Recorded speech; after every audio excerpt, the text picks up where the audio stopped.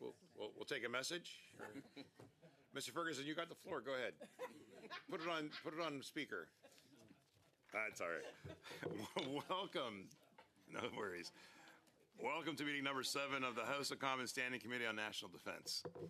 Pursuant to the motions adopted on September 16th, 2025 and September 23rd, 2025, the committee is meeting to continue its study on the modernization of NORAD. Today's meeting is taking place in hybrid format pursuant to the standing orders. Members are attending in person in the room and remotely using the Zoom application. Before we continue, I ask all in-person participants to consult the guidelines on the table. These measures are in place to help prevent audio feedback incidences and protect the safety of all participants and the interpreters. And for the benefit of the witnesses and members, please wait until I recognize you by name before speaking. And for those via video conferencing, click the microphone icon to activate your mic, and please mute yourself when you're not speaking. And for those on Zoom, you can select the appropriate channel for interpretation, either floor, English, or French. And for those in the room, you can use the earpiece and select the desired channel. And a reminder that all comments should be addressed through the chair.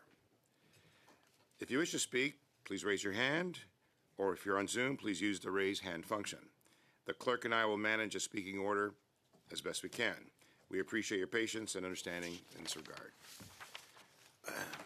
I'd now like to welcome the witnesses.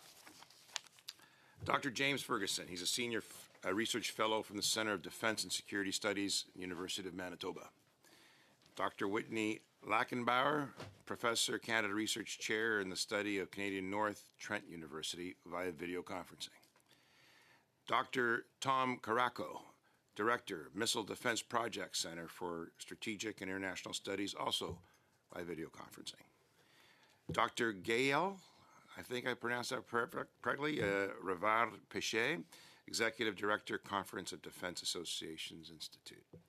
And Christopher Coates, Director of Foreign Policy, National Defense, and National Security for Macdonald-Laurier Institute. I'll now invite Dr. Ferguson to make the opening statements, and then following through with the rest, you each have 5 minutes. Dr. Ferguson. Thank you. It's on? Oh, good. Good morning. On July 15th, the Minister of National Defense lifted all restrictions on air and missile defense. Puzzling, I didn't know there were any restrictions on air defense to lift, save a certain set of certain capabilities, which are essential to Canada's NORAD modernization program announced in 2022. More puzzling is the lifting of restrictions on missile defense.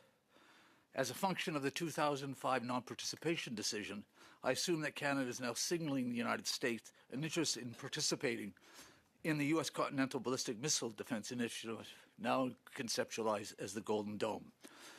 Note, however, the minister did not employ the term ballistic, so exactly the scope of the new policy remains somewhat ambiguous.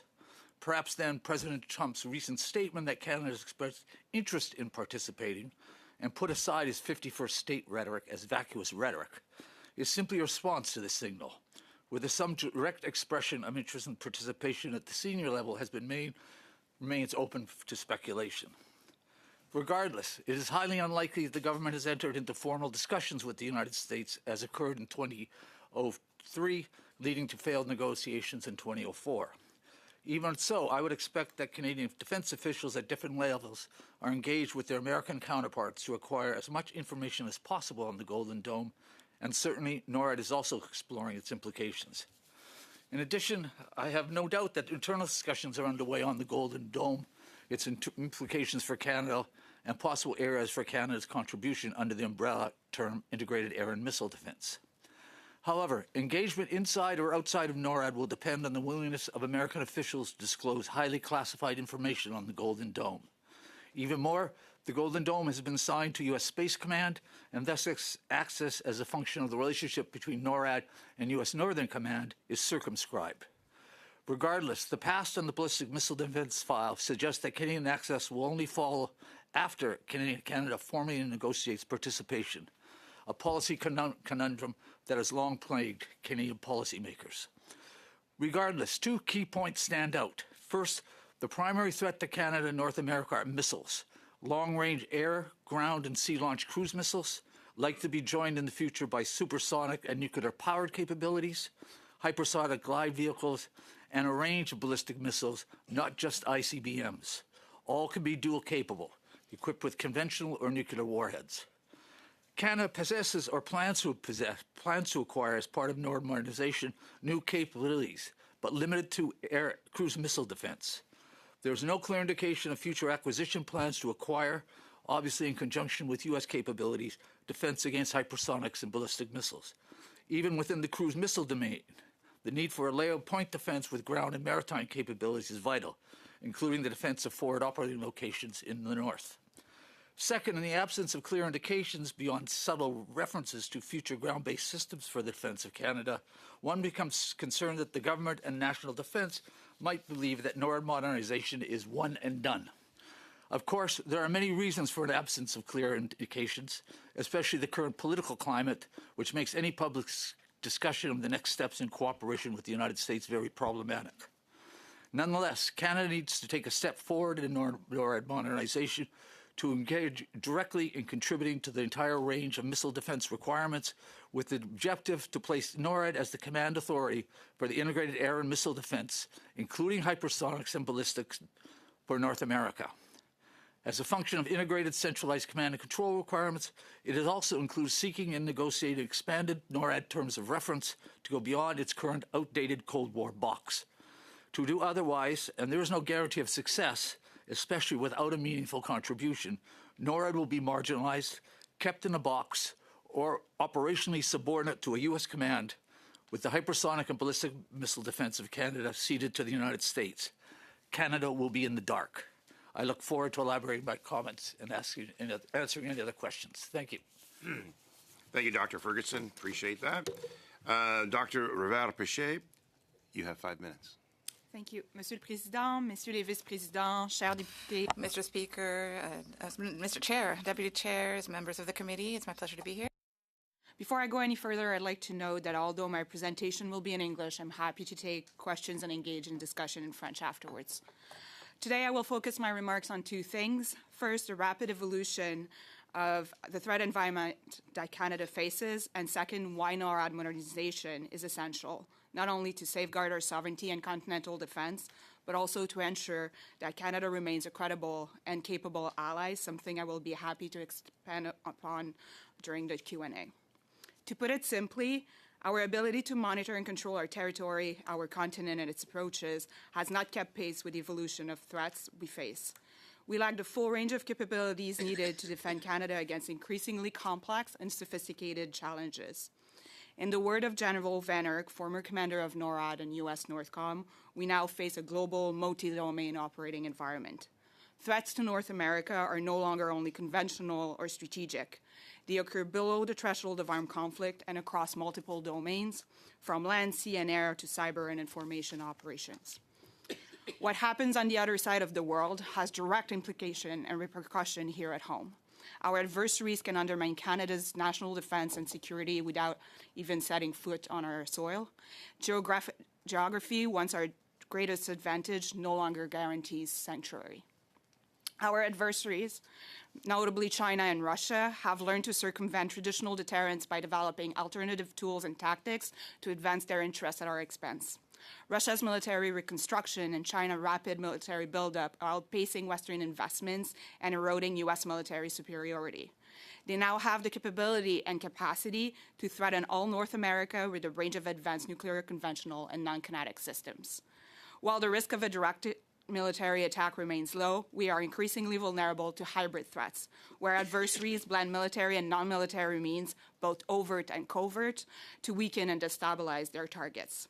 What we see in Europe today, and could very well happen here tomorrow. Just in the past month, Russian fighter jets have violated Estonian airspace, and drones have flown over military installations and disrupted major airports in Poland, Denmark, Norway, and Lithuania. Last summer, Operation Spiderweb, by which Ukrainian security services smuggled drones on transport trucks deep into Russia and conducted successful strikes against 5 Russian air bases, illustrates how easily adversaries could use commercially available technology and civilian infrastructure to cripple Canada's most strategic assets. Closer to home in the North American Arctic, China is conducting research activity that has directly military implications, including for submarine operations. Over the past 4 years, we've also seen Chinese research device entering Canadian airspace and water, underscoring both the urgency of protecting our sovereignty and the difficulty of maintaining constant awareness and control in our vast and remote northern regions. Climate change only compounds these challenges. Melting permafrost, change in ice and weather patterns affect our ability to develop both military and civilian infrastructure and sustain Canadian Armed Forces presence across the Arctic and northern regions. NORAD modernization and increased defense spendings are welcome critical steps, but the real questions are how quickly this investment will materialize and, crucially, which capabilities they will prioritize. The timelines outlined in the 2022 NORAD modernization plan do not match the speed of the evolving threat environment. Many projects are not expected to reach full operational capacity until well into the 2030s, which may simply be too late, given the pace at which our adversaries are advancing and global instability is growing. At present, our national security and defense apparatus does not yet have the capabilities understood as hardware, personnel, policies, and authorities to protect, detect, and counter the wide range of subthreshold and hybrid challenges undermining Canadian sovereignty and security. In short, Canada must move with urgency. Our adversaries are acting faster than our current defense and security systems are being upgraded. To safeguard our sovereignty, we need to accelerate NORAD modernization, strengthen our capabilities across national defense and national security, and ensure that Canada remains a reliable and credible ally. Thank you. Thank you. Appreciate that. Mr. Coots, you have 5 minutes. Thank you, Mr. Chairman. Thank you for the opportunity to appear before the committee today to share some of my perspectives on NORAD modernization. I wanted to start by briefly saying that Canada's potential adversaries have developed and are continuing to develop increasingly advanced aerospace systems that can attack from above targets in Canada. In my view, with our current capabilities, Canada has limited or no ability to defend itself from many of these new threats. In this context, I see it as a duty of government to do two things: to be able to defend the country, its population, and its critical infrastructure from potential threats, and to deter adversaries from threatening or attacking Canada. That is the reason for NORAD modernization, to protect Canada by defending and deterring from potential threats that can attack the population and the nation's critical infrastructure. The elements of NORAD modernization that have already been detailed by the Department of National Defence and the Canadian Armed Forces are certainly necessary, and to the degree possible, Canada must accelerate their delivery or should provide interim capabilities until the planned capabilities can be delivered. This would help protect Canada, would deter adversaries who are now acting more and more aggressively, and would demonstrate to our NORAD partner, the United States of America, Canada's serious commitment to defence. Furthermore, Canada should immediately and clearly articulate its support for participation in the current United States ballistic missile defense, the ground-based mid-course defense system. However, while necessary, these steps will not be sufficient to protect Canadians from the full range of aerospace capabilities that adversaries could employ to threaten Canada. Additional capabilities will be needed to defend against and to deter new and emerging threats like various types of unmanned aircraft, drones, and hypersonic cruise missiles already being used in conflicts around the world. The American Golden Dome program is envisaged to address the full range of aerospace threats through the integration of existing defensive capabilities and the development of new ones. If NORAD modernization, as currently programmed, is just the first step for Canada, then Golden Dome is the subsequent steps. Canada should declare its intention to partner with the United States on the development of an integrated air and missile defense system for North America, perhaps Golden Dome. The advanced and emerging threats that I've described apply as well to all of Canada's allies, NATO and elsewhere. Some of those allies are responding now to recent threats in their airspace as they develop a drone wall. Canada is currently very exposed to the same type of dangers. To protect itself, Canada needs to develop necessary systems to maintain surveillance of any desired area of the nation, to understand what is happening in its airspace. There is a need to develop the automated, artificial intelligence and machine learning-enabled command and control systems, and to acquire and deploy effective means to defeat threats. There is a need to develop the procedures and protocols to coordinate and meet defense, security, and safety requirements over all of Canada's territory. Overlapping systems and responsibilities, civilian and military, need to be integrated to eliminate gaps and seams and to respond effectively in a timely manner. No nation does this today, and this is an opportunity for Canada to be a leader, demonstrating how to solve difficult aerospace challenges. While NORAD might not be an actual crisis, the idea that one should never let a good crisis go to waste seems to apply to Canada's current NORAD challenges. There is much to be done, and there is an opportunity for Canada and Canadians to demonstrate leadership. Thank you, and I look forward to your questions. Thank you. I appreciate that as well. Dr. Luckenbauer, via video conferencing, you have 5 minutes. Great. Well, thank you for the opportunity to appear before the committee to discuss NORAD modernization. I want to begin by briefly tracing how we arrived at where we are today. In August of 2021, then Minister of National Defense Harjit Sajjan and U.S. Secretary of Defense Lloyd Austin approved a joint statement to guide cooperation between Canada and the United States in strengthening NORAD against evolving threats. The statement reaffirmed that NORAD must be able to detect and respond to threats earlier and more decisively, particularly those transiting our northern approaches. And the statement identified 4 priority areas. First, enhancing situational awareness, especially across northern and maritime approaches, through a system of systems network integrating sensors from the seafloor to outer space. Second, modernize command and control systems to fuse data from all domains into a single operating picture for faster, better informed decision making. Third, improved capabilities to deter and, if necessary, defeat evolving aerospace threats, supported by upgraded northern infrastructure. And then fourth, research, development, and innovation to sustain technological advantage. So building on that foundation, in June of 2022, Defense Minister NDDN announced a once-in-a-generation $4.9 billion investment over 6 years to upgrade Canada's continental defense systems. And first, this initiative will provide Canadians with 4 overlapping layers of situational awareness to detect and track threats approaching through the Arctic towards southern critical infrastructure, key elements, which we're probably all familiar with, an Arctic over-the-horizon radar system, providing early warning from the southern border to the Arctic Circle. Second, a polar over-the-horizon radar system, extending surveillance beyond the Canadian Arctic archipelago into and perhaps past the central Arctic Ocean. And then a new crossbow system of sensors and communications infrastructure distributed across the high Arctic.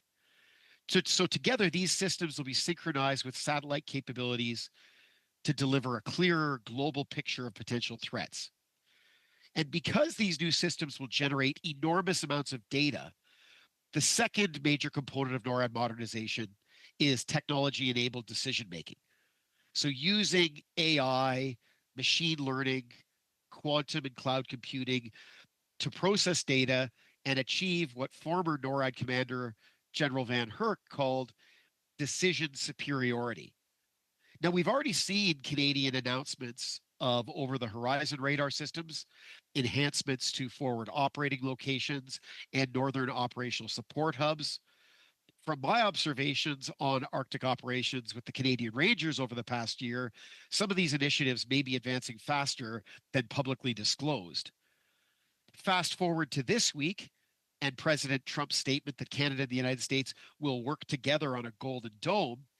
In my view, this Golden Dome is not a radically new departure from NORAD modernization. Rather, it represents the next step in a long-term American effort to develop a next-generation missile defense shield, an initiative that NORAD leaders have been discussing for nearly a decade.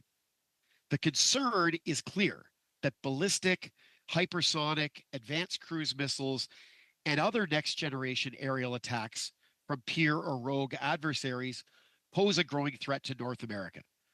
And deterrence by punishment, relying solely on the threat of retaliation, is no longer enough. Deterrence by denial requires us to detect and defeat threats before they reached our shore. Now that President Trump has made this a priority, Canada must decide how we want to contribute, and crucially, how to explain this to Canadians. Yesterday's Globe and Mail story by Gavin John laid out the key issues. In response, Minister McGuinty referred to a continental shield, and senior Canadian Armed Forces officers have mentioned a Canadian shield. Yet it remains unclear whether these refer to Canada's contribution to NORAD modernization, participation in the Golden Dome, or something distinct. Whatever the case, Canada needs its own narrative, a clear public explanation of how NORAD modernization and a Canadian shield fit into our national defense strategy. Canadians deserve a clearer explanation of the role that these generational investments will play in protecting our country, in bolstering NORAD, and in strengthening continental defense more broadly. We cannot simply rely on the United States to define that narrative. This is about ensuring that Canada remains a credible, capable, and indispensable partner in the shared defense of North America. Thank you. Thank you. Thank you very much. I'm going to pass it over now to Dr. Caraco. You have by video conferencing as well. 5 minutes. Well, Chair Sousa, Vice Chairs Bazan and Sabar Tremblay, members of the Standing Committee, our topic today is a timely one. Missile threats are no longer niche or boutique problems, but certainly weapons of choice. Today's landscape is accompanied by the advent of a new missile age, one defined by a surge in the global supply and demand for a broad and diverse spectrum of strike capabilities and the means to counter them. Thus, long-range strike and air and missile defense are the top modernization priorities for both Australia and Japan, and are the two capabilities for which Ukraine requests most for its defense. Now, in past decades, ballistic missile defense understandably received outsized attention, given the threat of rogue state ballistic missiles. Today, however, non-ballistic missile threats are particularly growing in salience and number. Cruise missiles fired in Ukraine far outnumber ballistic missiles. And even so-called ballistic missiles are becoming less so, inasmuch as more maneuverability is being introduced for less predictable trajectories. The particular salience of the cruise missile threat should come as no surprise. We've seen it coming, as was said, for over a decade. It is therefore unfortunate that the air and missile defense that, for these kinds of threats has taken a back seat for so long, and NORAD's legacy capability and focus has been on other problems. The jointly operated North Warning System has been the mainstay for providing sensor coverage for incoming threats to North America.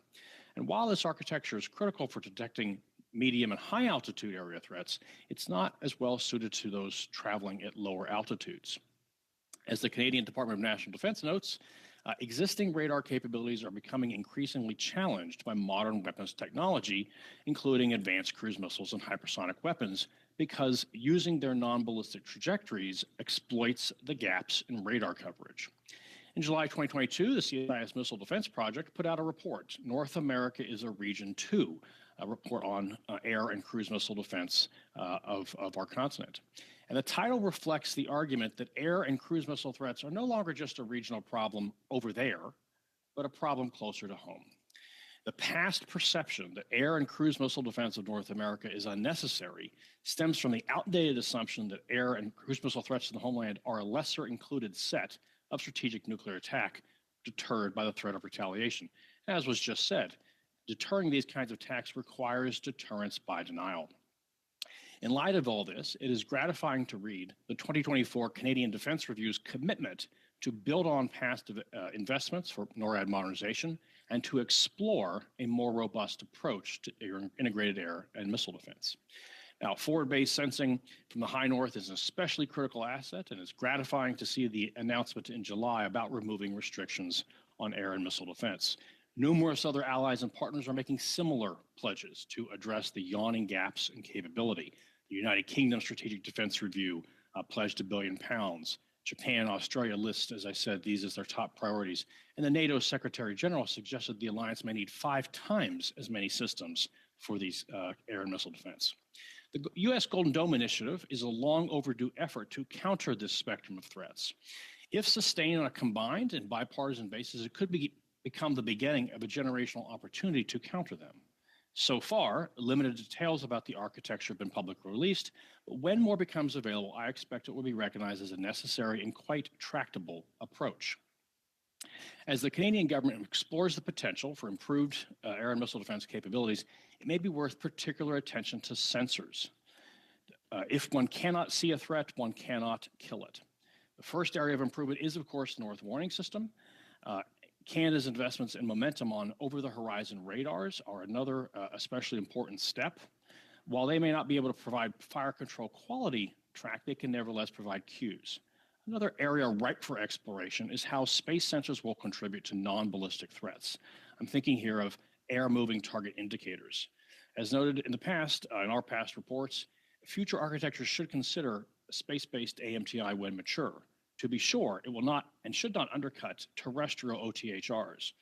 Low and slow flying targets with cool heat signatures remain difficult to detect and track.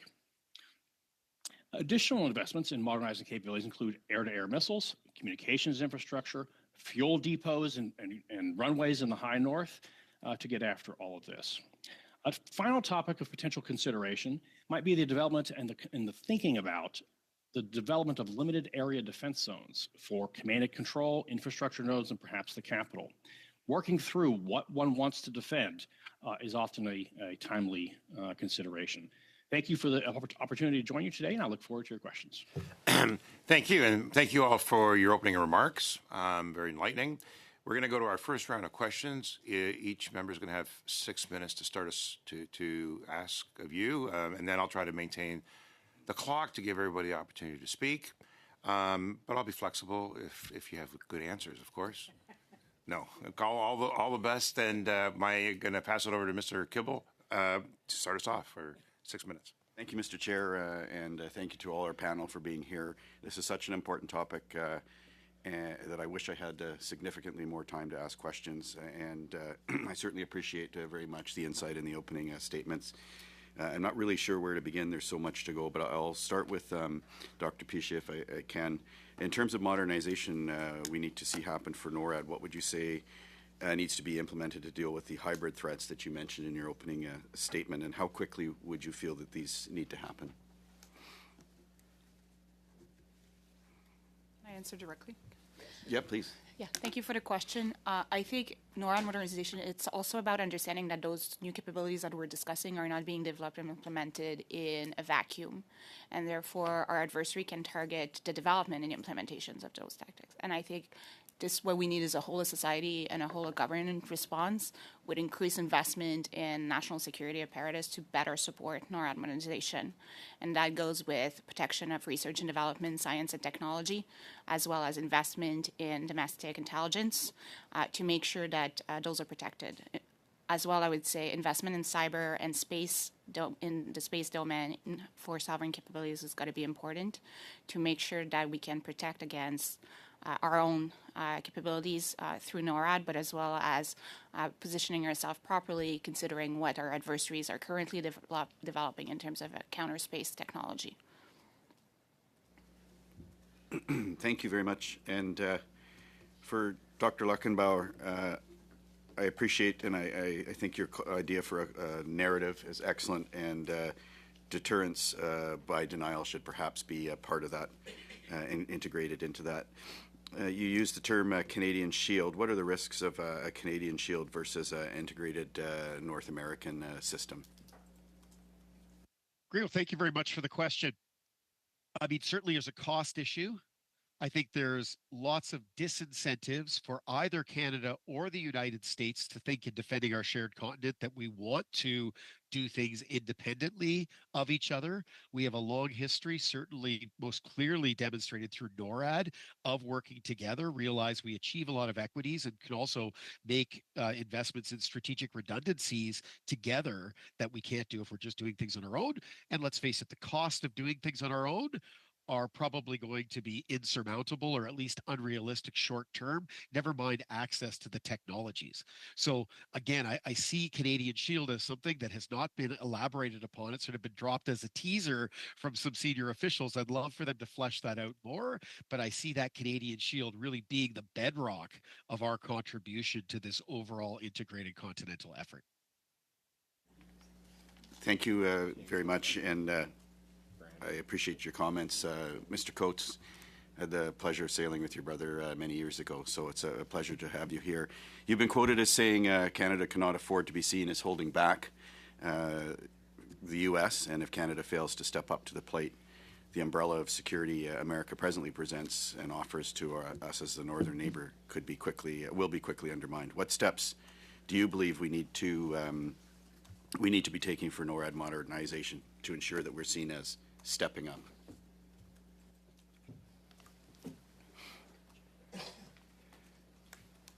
I think there are a couple of ways to look at that. One would be from the military side, and as Dr. Rivard-Piché mentioned, as I mentioned in opening statements, it's to accelerate those aspects of NORAD modernization that are possible to accelerate. I don't think we should, as we approach NORAD modernization, stick to business as usual. This is a time to demonstrate that we're very serious about addressing the threats, and that we look for new and effective ways to bring projects forward. Things shouldn't be taking the kinds of timelines that were described earlier. Secondly, I think there is a policy aspect to this that needs to be addressed. There are parts of our policy apparatus that slow down the ability to respond. The threats today, the hybrid threats, operate in the seams between what's military and what's security. We have to find better ways to address those. The way that NORAD has to operate, splitting its response to certain types of threats between the way they're addressed in Canada and the way they're addressed in the U.S. creates friction, and it creates a seam that can be exploited. I think if we were to reduce those policy differences, that would be another way to accelerate it. Thank you very much. I suppose that'll be my last question now. But for Dr. Carrico, we're still waiting on F-35 review. In your opinion, how important is it to upgrade to a fifth-generation aircraft for operations in terms of missile defense system that we need under NORAD? Yeah, look, I'll just say as an observer, I was very gratified to hear the interest in the F-35. The fifth-generation aircraft is going to be pretty useful when you're contending with fifth-generation threats, like from Russia, for instance. I'll say there's a couple things that come to mind there. One is, of course, the sustainability and the cooperation in runways and the operations and sustainment to be working together and supposed to have a multiplicity of aircraft. But a couple other things is just the sensing. Right, so it's not necessarily the best way. We've heard a lot about the need for broad sensing, over-the-horizon radars, ground-based radars. Looking out the window of an aircraft or having the sensors of an aircraft look for cruise missiles is useful and a useful supplement to all that, whether it is in terms of engaging incoming aircraft or perhaps, again, looking for cruise missiles coming in or something, or UAVs.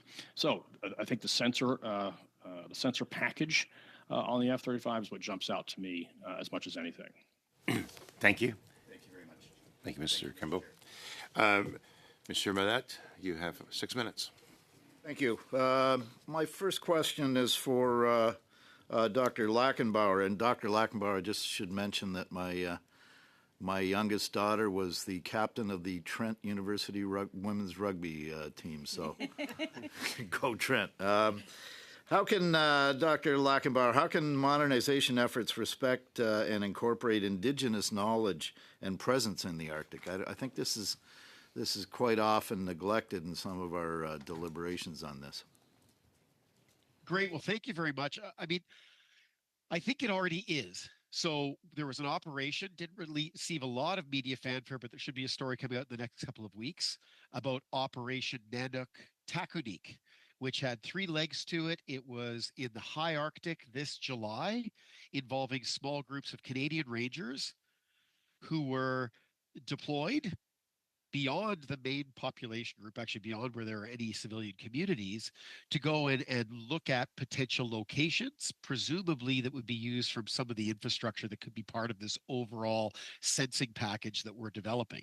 So I think when it comes to sighting, different systems. We're going to be relying upon that northern knowledge. There's also a lot of expertise that resides in Indigenous development corporations and Indigenous businesses that are very much being encouraged to contribute to this overall architecture. That's not just in terms of developing and deploying the technology, it's also supporting those who are developing it, providing the logistics, and there's a tremendous amount of logistics expertise resident in the Canadian North. And it's also remembering that people who live on the land in a homeland and know it intimately are also sensors. They're human sensors. And if we figure out improved ways of them being able to share their identification of changes or potential anomalies in their backyard, and if that can be fed into this whole system infused with other information, that will just allow us to respond at the speed of relevance with more agility and effectiveness. Staying with Dr. Lackenbauer, and I'm going to ask the same of Dr. Caraco as well. You mentioned deterrence by denial. Can you expand on that, if you would, please? Yeah, absolutely. I'll try my take, and then Tom will probably do a more elegant job than I do. So the conventional approach to North American defense has been deterrence by punishment. So the notion of mutually assured destruction, that if anybody was to be silly to attack the United States or key allies like Canada, it would bring about a second strike, a retaliatory strike that would incur costs and harm to that adversary much more than any benefit they would get from attacking us. So the idea is they will be fearful of attacking us. Deterrence by denial is convincing an adversary that we are able to detect, defend, and as necessary defeat whatever they are sending our way, which makes it very disadvantageous for them to even think that they would attack us in the first place. So what Golden Dome is presenting is an image of being able to defend the United States from potential missile strikes or other types of aerial attack sufficiently that no one would be silly enough to try and mount that attack against the United States. Dr. Caraco, you can expand, perhaps? Yes, thank you, and thank you for the question. I think this is what I was alluding to in my prepared remarks about. First of all, Dr. Lackenbauer said it very well about the difference of denial versus retaliation. The question is why? Why is it necessary to have that denial to thwart it, as opposed to, because after all, why isn't the threat of punishment enough? And I think it comes down to the following. It is especially what an adversary might think they can get away with beneath the perceived threshold of that big reprisal, of that big punishment, of especially nuclear reprisal. And so if an adversary thinks that they can attack the United States and Canada and with a fait accompli, a decapitation strike, or even just enough to degrade our military capability to keep us from projecting power and responding to something over there, they might want to do that to pen up our power projection forces that are resident in North America. And that's why it's not enough to think of this air problem as a lesser included set of the big nuclear problem, but as something different. And as I think one of the other witnesses commented about the spider's web phenomenon. Well, what happens when a spider's web or something much more robust is brought to bear on, say, bomber bases or aircraft or something like that? And since everyone else is quoting Glenn Van Herk, I will as well, that he said in the past that this comes down to what is it that an enemy might do to bring us to our knees? We don't want to be brought to our knees. We want to be able to deflect that kind of attack so that every single day our adversaries wake up and think today is not the day to attack. Okay, and I believe, do I have one last question? My last question then would be for Dr. Rivard Pichet. How can Canada ensure NORAD remains relevant against non-traditional security threats, such as, I believe you touched on cyber attacks as well? So,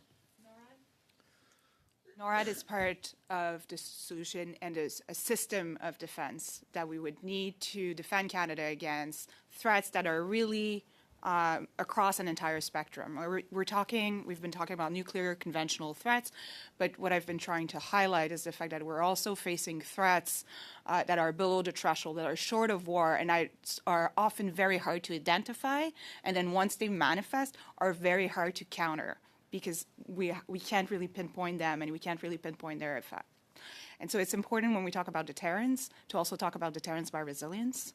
And so how do we actually safeguard our society and fireproof the society and Canada as a whole to make sure that, or to ensure that whenever, if we're targeted by a hybrid threat or a subthreshold threat, that the effect is minimized as much as possible.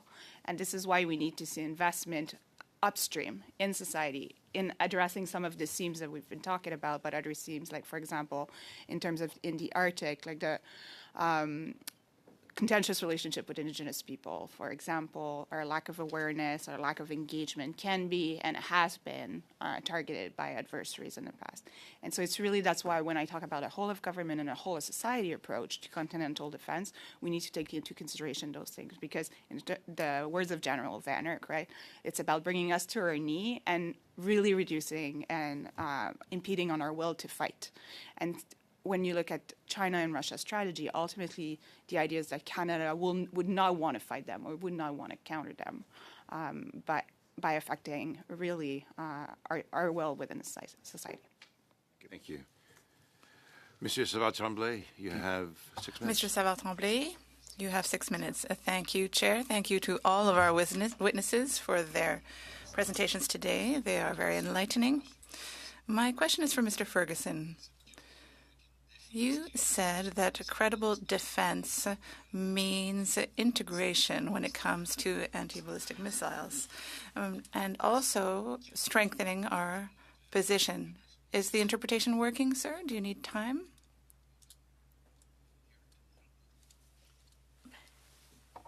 Can you hear the interpretation now? The interpreter is speaking on the channel. Should I try to speak more loudly then? All right. This is the interpreter. Can you hear the interpreter in the mic? Hello? I will speak very loudly. Is the earpiece well plugged in? It might not be plugged in all the way. It's okay now? You can hear me well now. Reasonably, very good. So that's good. Can I get my time back, Mr. Chair? Yes, thank you very much. So what concrete capacity with regard to sensors and interceptors should Canada finance between now and 2027-2030 to be able to integrate into the defense system so that it can be at its full capacity? Is that timeline realistic? Well, first of all, it's not realistic. And part of the reason it's not realistic is because there's too much on the plate. I have not seen, despite the rhetoric that came out of the Defense Policy Update, any clear prioritization of limited resources, not just on the money side. The money side's not the problem, but in terms of the limited resources national defense has to be able to implement all of this. So that's one of the problems. In terms of what can we do, well, we have existing capabilities which we can put forward, which will be very valuable in a variety of different ways.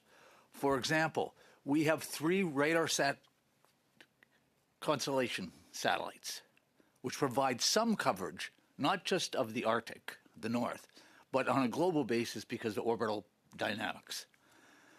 We have this technology. The Americans don't. It's an important thing.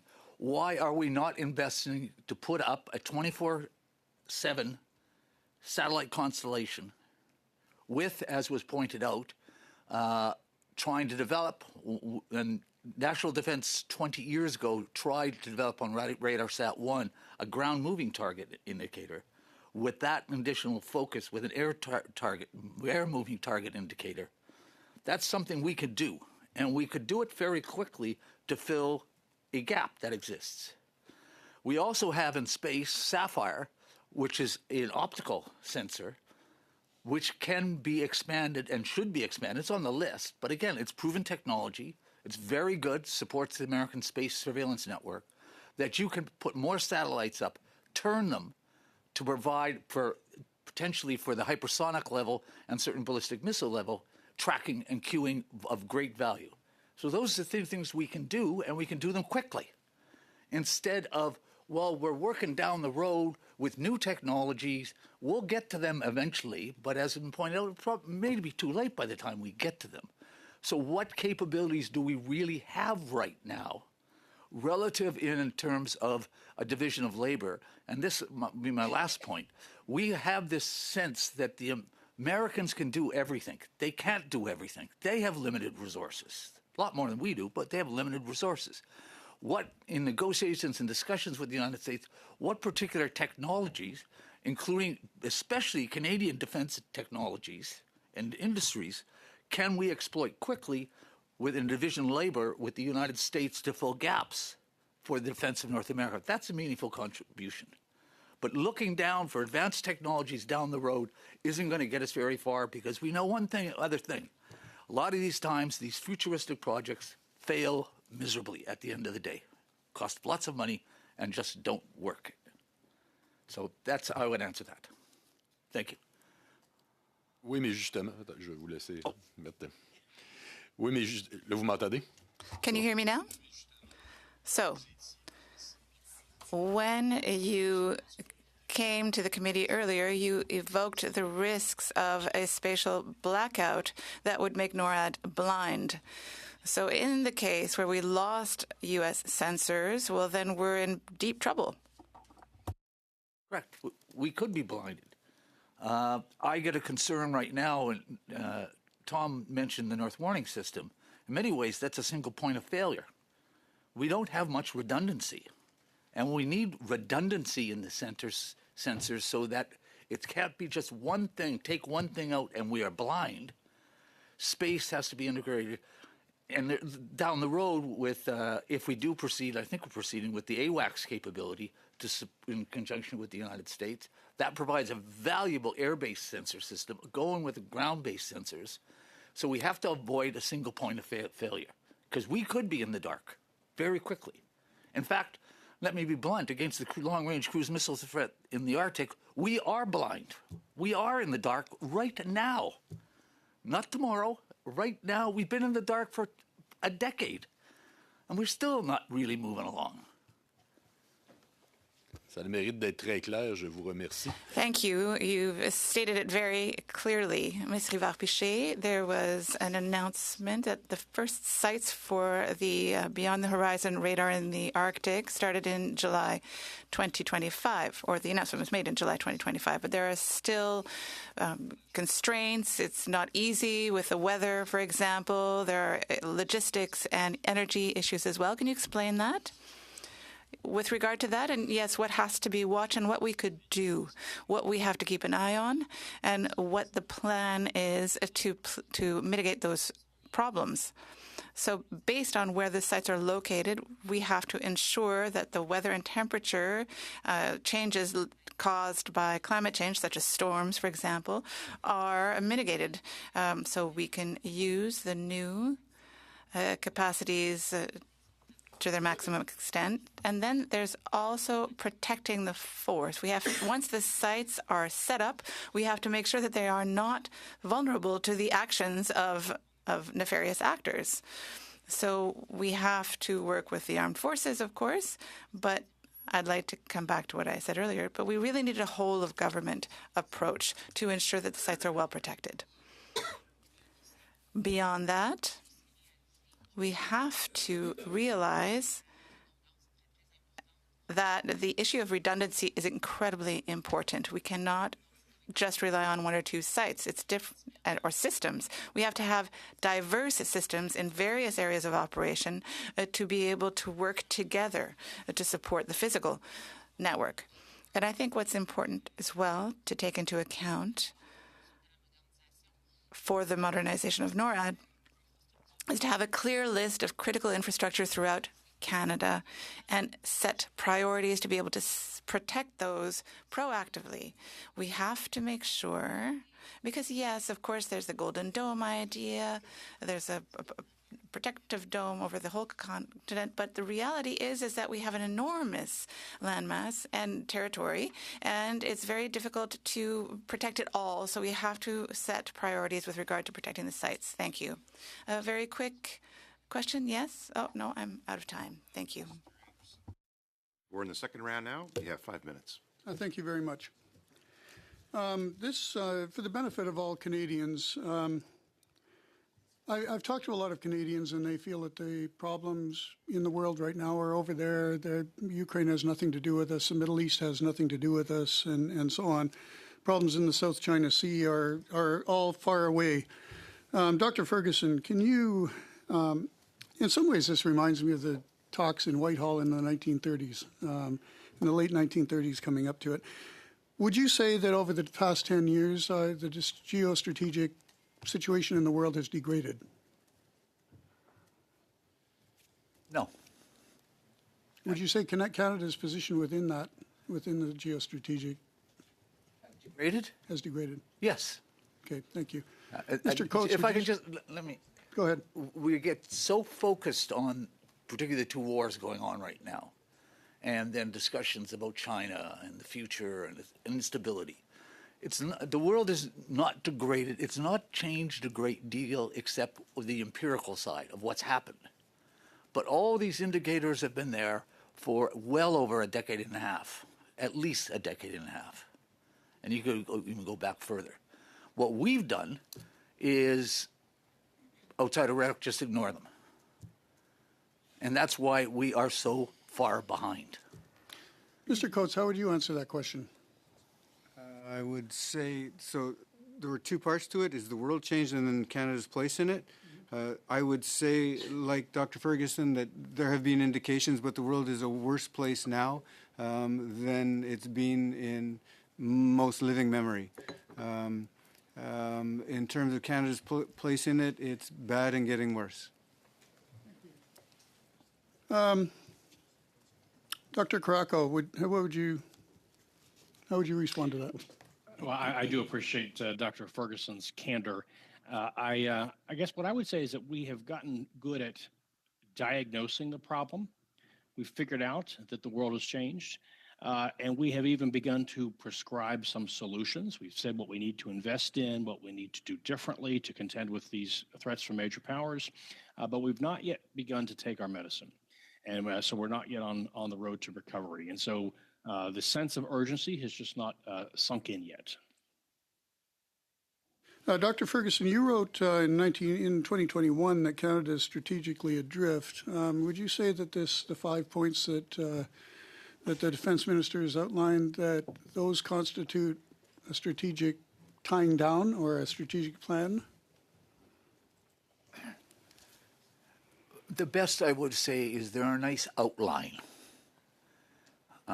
Nice words, but over my, because I'm getting old now, long career, I've heard a lot of the words repeated over and over and over and over again. So until there's actually a marriage of a proper strategic, this is the key, this is where we're going to go. And to give you one simple example of this, the Defense Policy Update last year emphasized Arctic security and continental security. The priority was going to be the homeland in North America. Marry that now to the ongoing national defense shopping list. And where is it? Well, the answer is always, well, look back to NORAD modernization. See, it's there. Well, it is in a part, but again, I think as most of the witnesses today have said, it's not enough. It's nowhere near enough. And that's my concern about being one and done. That the government may well think that we've done this now. Check that box. We're moving on. Where they're going, I don't know. But I don't see that connection outside of the rhetoric, which is nice, taking the next step forward. And some people say we need a national security strategy. No, we don't need a national security strategy. We need a national defense strategy before we have a security strategy. Thank you very much. You've also written about Canada's procurement system and have called it chronically dysfunctional. Can you expand on that a little bit, please?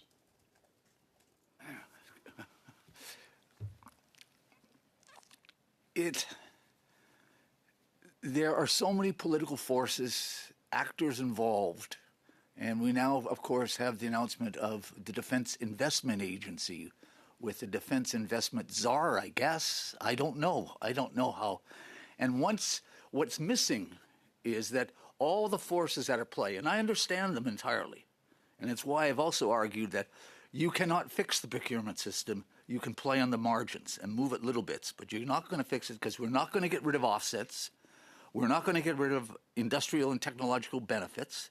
We're not going to allow defense to ignore all the rules of the Public Works and Procurement Canada. Those don't go, none of those things go away.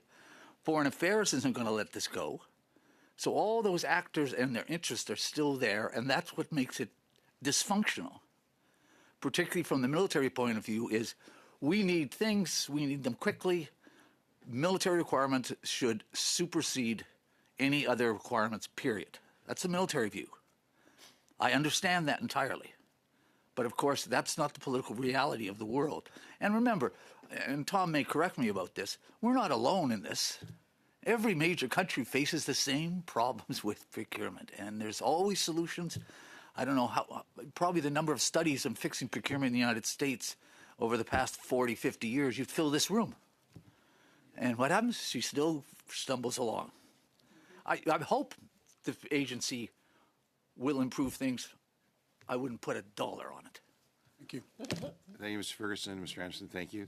I'm going to pass it over to Ms. Lapointe. You have 5 minutes. Thank you, Chair. Dr. Rivard-Piché, in your opening, Dr. Rivard-Piché. threat actors using the disabling of civilian infrastructure as a threat. Can you tell us what does that look like and what modernization tools would be best to prioritize the defense of the infrastructure? Within the NORAD context? Yes. So we've seen, for example, if you look at the latest report that's been published by the Defense Intelligence Agency, the 2025 Threat Assessment, it's a public document. They are discussing how both China and Russia have used methods short of war to undermine our ability to fight, right? And those are, and it's not only our ability, but it's also our will to fight. So there's a scenario where they don't even need to attack the infrastructure because we won't be even willing to defend them. And I think this is the entire conversation around the fact that if we are not willing, if we don't present a threat to them, they don't need to attack us. And so that's why we're seeing disinformation. We're seeing they're creating strategic distraction, trying to keep us away from those investments. However, I would say on top of that, we've seen operations in the U.S. Like Volt Typhoon and Sol Typhoon that have attacked communication, telecom infrastructure, as well as critical infrastructure. And the objective here in cyber networks, and the idea here is that it's creating opening for China in case of a larger conflict to actually cripple telecommunication and the cyberspace for the U.S. and then really undermine their ability. And so I think we need to do a better job at cybersecurity, first of all, at protecting our infrastructure physically, but also, as I said, the cyber one, telecommunications. Decisions around who can invest in telecommunication networks in Canada is critical. We had a conversation a few years ago with Huawei. It took a long time for the government to come up to a decision about that. And I think a lot of the conversations around the economy and who can invest and foreign direct investment that we're having right now and who we want as partner really have to be connected with our consideration for national security and national defense. The two cannot be disjointed.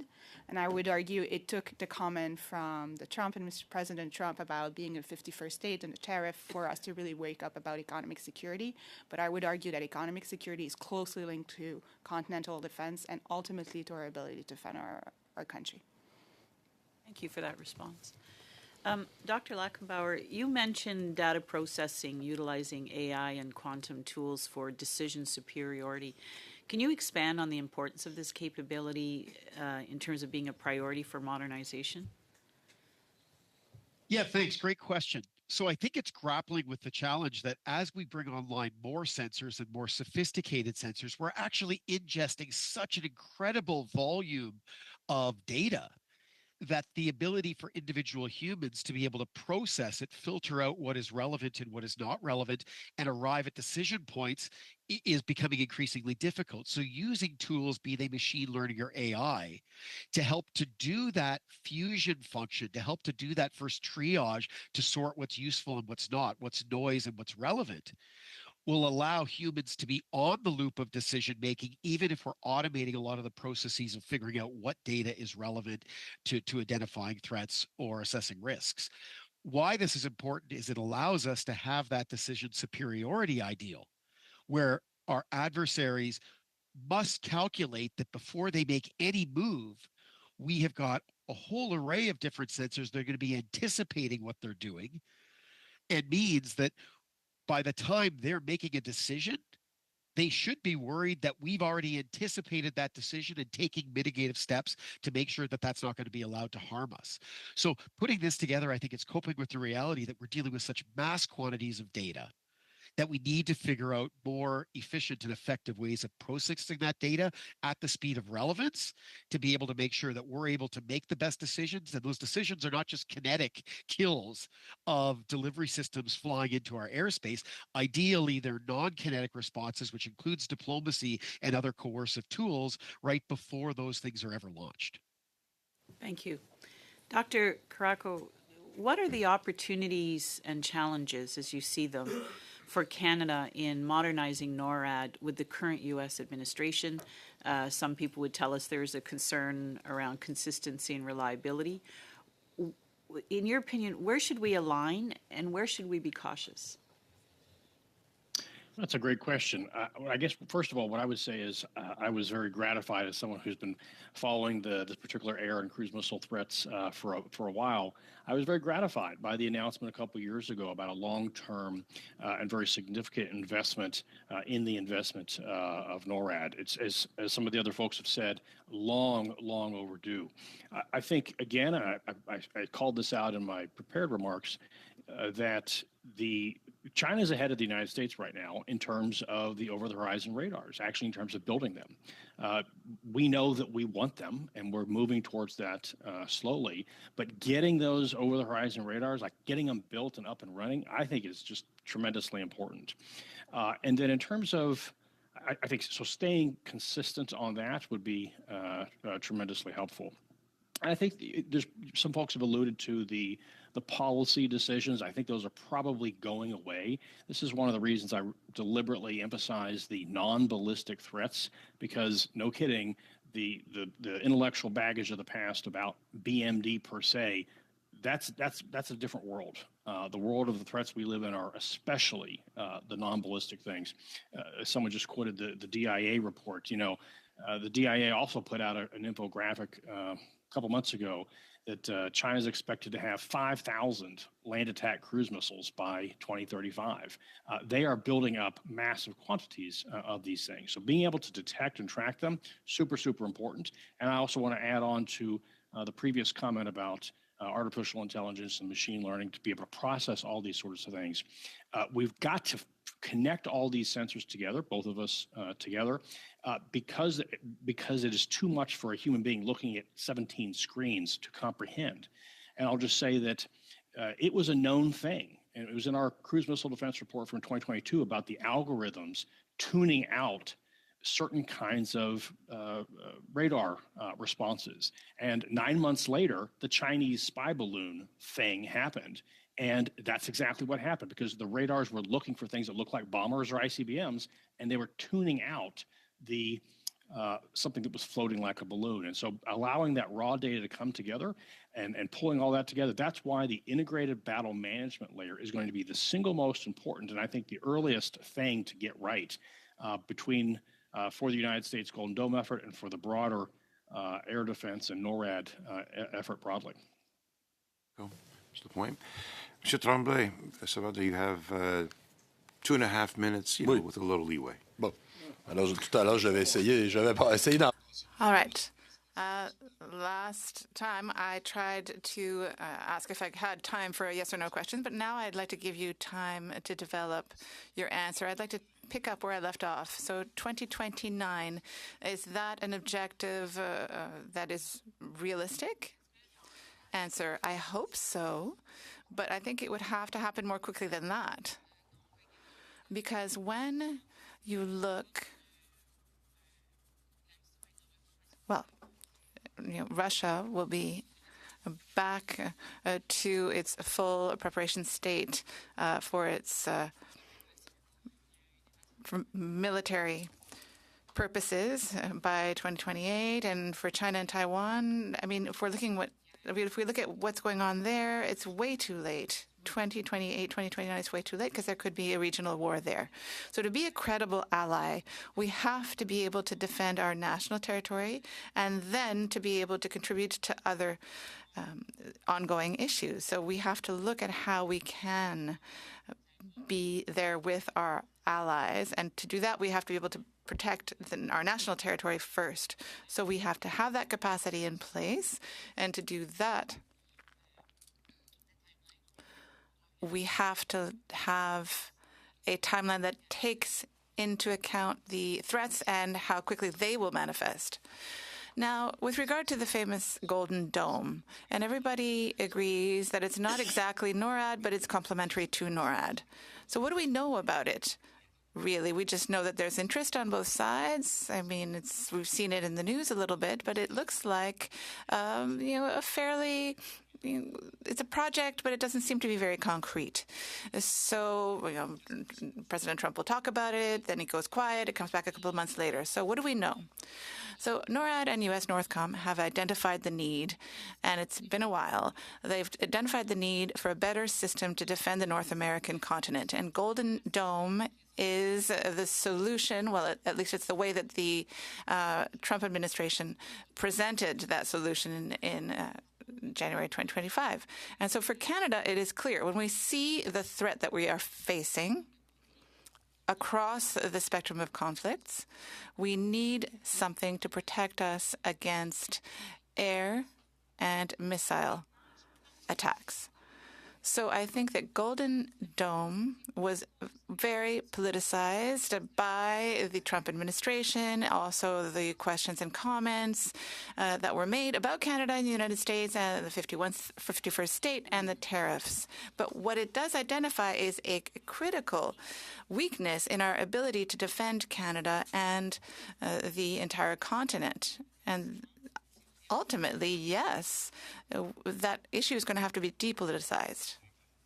It would seem that I have no time left. Thank you. You have 5 minutes. Dr. Ferguson, if the government decided to participate in the Golden Dome today, what is the minimum length of time it would take to have the sensors and interceptors in position to eliminate any type of missile threats? Or drone threats. I always put drones in a different world because I'm not sure if how well the committee's looked into this. Even my colleagues haven't looked into this. Drones are drones, and drones are drones, and they run from little things up to predators and reapers. So before we talk about drones, we better figure out which exactly we are talking about here relative to the realities of North America. So that's the first point I would make. And I think Tom mentioned this, and I would agree with him, and I'm not trying to put words into your mouth, Tom, but most of the systems, the sensor systems, the interceptor systems, the development underway for integrated battle management or joint all-domain command and control, whatever the new term they use for it, a lot of this is already in place. That is, the technology exists. So we can very quickly move. The space-based component of Golden Dome is really the only place there's a question mark. And then, of course, the integration side for the sensors to the command and control and the interceptors, making decisions about what to defend. As Gail pointed out very clearly, we do have to make hard choices about what do we want to defend, what we don't want to defend, what we're not willing to defend relative to thinking about what our adversaries think our vulnerabilities are.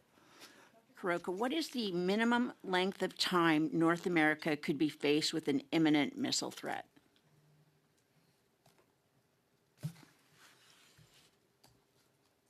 Did you hear the question, Dr. Caroca? Sorry, I didn't know it was to me. Thank you for the question. I would say today, missile threats could come at any time.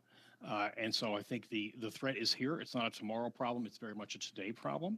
And secondly, I would just add that to your previous question about eliminating threat, it's not going to be possible to eliminate the threat. And that's why it's so important to figure out and begin to have the conversations of what is it, what areas and what things need to be defended above all, as opposed to the things that you don't try to defend, because you have to focus on defending a few things well. If you peanut butter spread, you'll be able to defend nothing.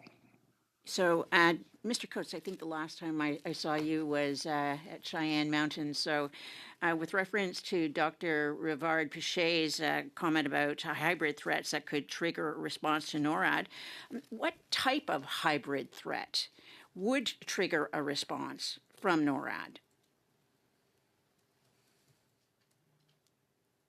There will be air domain threats that could be hybrid. So the use of civilian aircraft, for example, would be a type of a hybrid threat. But a hybrid threat coming in over the cyber domain should trigger a NORAD response, because it's an indication of an intent by an adversary who then can escalate horizontally, rather than, that's a military expression, to escalate horizontally to find a vulnerability somewhere else to achieve their objective. So I think what's missing is this recognition that the defense of North America doesn't depend on NORAD anymore. This is a comprehensive competitive environment where an adversary will use all means possible to achieve their ends. And if NORAD's defending, then the threat will appear somewhere else. NORAD's one of the members of the team that needs to defend North America. Today we realize that everybody on the team has to start participating. Okay, Dr. Luckenbauer, most Canadians don't read the Globe and Mail. In fact, many Canadians don't even read any legacy media anymore. What methods can MPs use to raise awareness of the threats to Canada from a military standpoint? Because until the public perceives a threat, it's going to be very tough to convince them that we need to allocate the major dollars that way. Thank you. An amazing question. I think we all have a role to play, be that academics, be that journalists, parliamentarians, government officials, in communicating and encouraging an open discussion about this.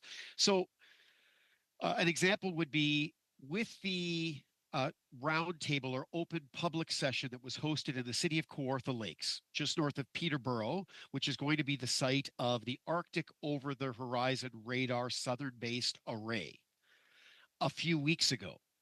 There were deep-seated concerns amongst residents in the area about what the over-the-horizon would entail in terms of an environmental footprint, concerns about some of the technology and whether or not it was going to have radioactivity, for example, and also questions about the need for this scale of continental defense and defense of Canada infrastructure.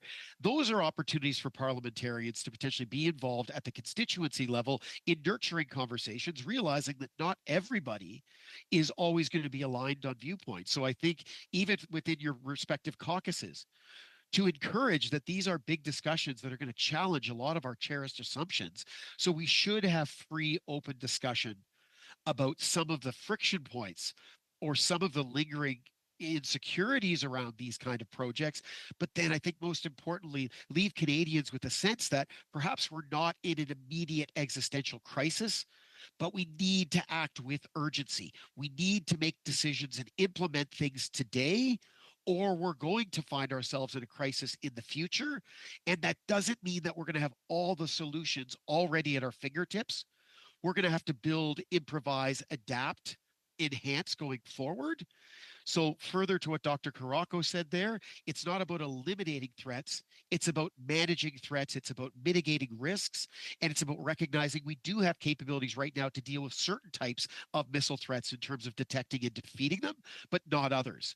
So we want to reinforce that which we already have and use that for strategic advantage. At the same time, invest in the research development technology to be able to deter and defeat those other kinds of threats. And this requires a conversation with Canadians to get their buy-in, to realize that we are doing this for Canada and we're doing it for North America, but that it starts with us playing our role in homeland defense. And we have a homeland that needs to be defended. Thank you. I'm going to pass it over to the Parliament Secretary, Ms. Raminato. You have 5 minutes. Thank you very much, Mr. Chair. And through you, I'd like to thank the witnesses for being here today. I'd like to first start with Dr. Carrico. You mentioned something that piqued my interest, and I believe Dr. Rivard-Piché also said the same thing. You mentioned that the big question is what an adversary thinks they can get away with, or are we seeing threats just below the threshold of war? When you mentioned that, were you referring to like examples where we saw Russian drones going into airspace of neighboring countries? Is that what you're referring to as sort of in the terms of testing what they think they can get away with? So I think there's a couple different species of this. The probing NATO airspace to ascertain what capabilities they have to respond in terms of air policing, that's one form of a test. Another might be, you said, short of war. Doing that with cyber operations, like I said, kind of quasi-war operations, that might be another kind of test. I was also referring to a third type, which is what in a conflict, in a situation where we are either at war or maybe about to be at war with a big peer competitor, what they might think they can get away with kinetically, putting ordnance in Canada and the United States without a nuclear response. So what they can get away with short of that big threat of nuclear reprisal. And so that's what I worry about that. And it is the phenomenon of non-nuclear strategic attack that worries and ought to worry us about what they think they can do. Thank you. My next question is for Dr. Rivard-Piché. You focused a lot about all domain threats, and currently the NORAD agreement is aerospace awareness and control and maritime awareness, but not maritime control. But we don't have cyber in there. We do not have other domains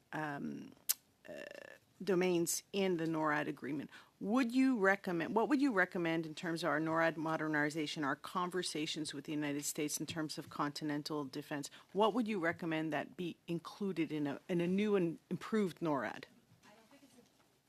I don't think it's about expanding NORAD mandate necessarily, but it's about making sure that the right collaboration mechanisms and integration and C2 nods are in place so that information, we were talking about the amount of information that needs to go in, and that information has to be treated, has to be processed fast enough so that we can make the right decision at the right time. And so it's really about how do we make sure that different commands, different entities, different agencies are able to share the information, and then I would say authorities and chains of command are clear so that we can make decisions rapidly. And I think this is a priority. It's not about expanding NORAD mandate. NORAD is one portion of the solution, but defending the continent is going to require more than NORAD. In that regard, so recently the Department of National Defense took on the Canadian Coast Guard to increase to augment, I would say, is our situational awareness in the Arctic, in our waterways. Do you think the inclusion of the Canadian Coast Guard does provide us with additional capabilities in terms of our awareness in terms of maritime? I think it would facilitate a lot of things. So prior in my previous position, I was working in the Department of National Defense as an analyst, and I worked quite a lot on how the military integrates with the Coast Guard for certain operations, right? We have MOUs in place and so on, but I think now that as we see the Coast Guard coming under DND, it's going to probably facilitate those integration. It's going to take less planning, less process to actually get those operations going. And at the end of the day, I think, right, yes, there's a clear distinction legally between what is national defense and what is civilian affairs, but at the we're in an all-domain environment, pan-domain environment, where threats move along. And as we were describing, if as a threat is kind of poking at where the vulnerabilities are and which gaps and seams they can exploit, the integration of the Coast Guard will facilitate, I think, a better response, a more flexible response to certain of those threats, as well as a better posture in the Arctic when it comes to increasing our presence, increasing awareness, and really making sure that we fulfill the entire mandate from safety, security, and national defense. Perfect. And so I'll open it up to any of the witnesses. In terms of our investment 2 years ago with respect to modernizing NORAD, in terms of the commitment for over the Arctic horizon capabilities, in terms of the Coast Guard, in terms of conversations regarding removing the restrictions on interballistic missiles, do you agree that Canada is moving in the right direction in terms of also conveying to Canadians, as my colleague had said, the importance of our sovereignty, our defense, not only of Canada, but of the continent? Do you think that we are convincing Canadians the importance of this? Quick answer. Pass it to the Vice Chair. I think there's signals going in the right direction. What I'm afraid is that this is just a moment and we won't sustain urgency. And I think we need to really understand that the threat is not going away. It's accelerating and we really need to get going. Mr. Lackenbauer, you have your hands up. Yes, I'd suggest we're definitely heading in a positive direction, but there are still some parts of incoherence in our strategic message. So if we take, for example, the Arctic component to all of this, we confuse what are threats that will pass through our Arctic to strike at targets outside of the Arctic from threats to our Arctic, from threats within our Arctic. There's a reference to this in Arno Strong and Free, but it's never elaborated upon. When you look at a lot of the statements, it confuses things. The Arctic over-the-horizon radar, according to the information that is public, is expected to extend radar coverage up to the Arctic coast and may be covering our Arctic islands. That, by definition, is not intended to be defending the Arctic. That's to give advanced warning and detection of threats that would be passing through the Arctic to strike at targets deeper south. If anybody can show me an official statement providing that level of clarity to Canadians, I'd love to see it and trumpet it.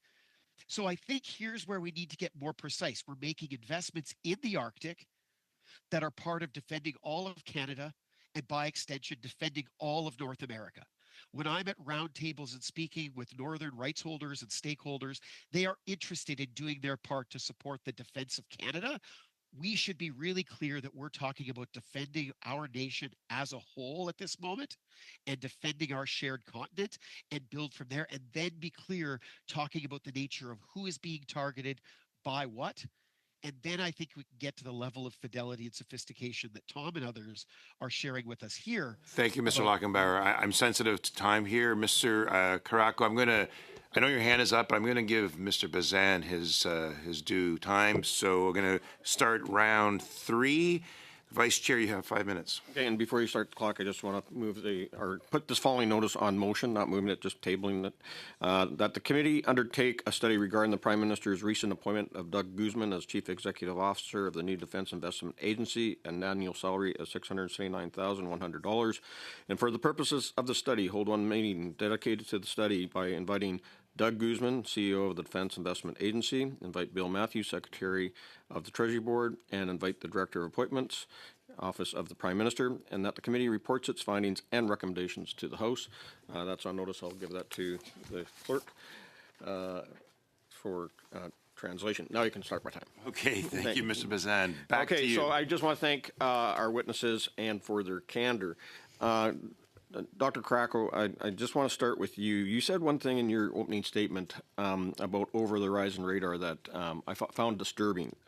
You said that OHR will not provide targeting capabilities. And as we look at the increasing threat, especially from ballistic missile standpoint, but also cruise missiles, what do we need to have here in Canada to be part of continental security to do that job of targeting those threats as they're coming in? Yes, well, first of all, I believe that's correct, and I think that's okay. The good news is the OTHRs may not have the super high fidelity, but they can see very far, right? And to paraphrase an American politician, I don't want to just see over our territory. I want to see into Russia from my house. And you can at least see blips, right? And you should to know, for instance, if Russian bombers are circling perhaps in their territory or perhaps in the Arctic for the tipping and cueing of all that. That's really super important for that domain awareness. With OHR, you're saying that we'll be getting a greater picture up as they tend to want to challenge North American airspace as they have been, over which has escalated over the last decade.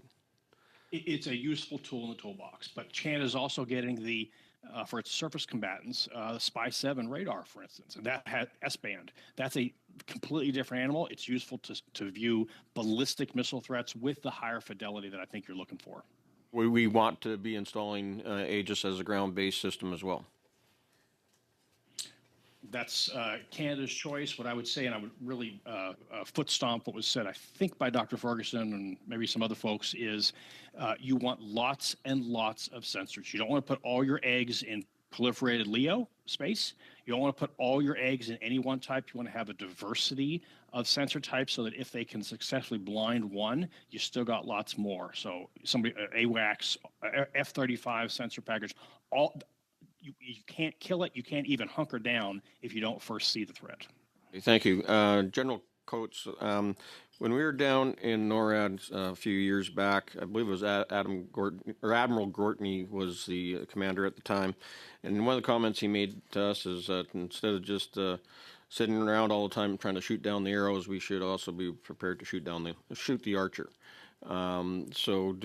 Knowing how our adversaries continue to proliferate in air-breathing missiles, whether it's hypersonic, super glide, more cruise missiles or ballistic missiles. Do you feel, after being down in Colorado Springs for your term, that North America is prepared to also take out the Archer? Yes. Admiral Gortney, though, was also interested in trying to shoot those Archers before they got in the air. And so that's, or at least disable them, and that could perhaps be done with cyber, or perhaps it could be done in some logistic clever sense, or even the way the Ukrainians managed through Spiderweb. I